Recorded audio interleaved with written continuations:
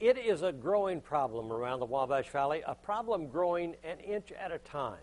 But when those inches become feet, weeds turn from an aggravation to a neighborhood eyesore. News 10's Dan Klein has more on what Terre Haute is doing to fight back.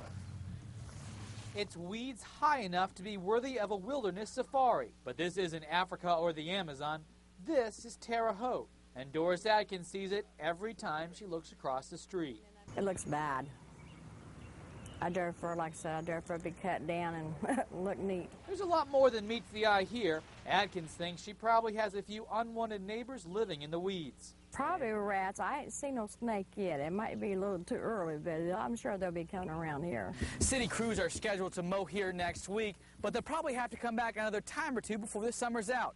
And for now, that expense is picked up by the taxpayer. It's an expensive job for the taxpayers to pay for it, but we see there's no alternative. If we don't cut it, who's going to cut it? Marty Dooley estimates there are 300 lots like this one that the city will cut this summer. Property owners will usually get a warning and then a mandatory court appearance. Unpaid mowing costs and fines turn into liens on the property. Recent rains have kept the growth going full speed ahead. Be able to get it cut as quickly as we'd like to.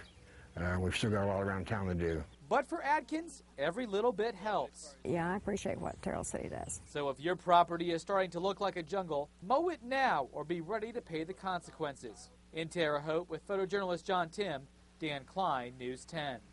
Marty Dooley reminds property owners not to forget about cutting grass in the alley also. And if you see an eyesore in your neighborhood, call code enforcement at 244-2258.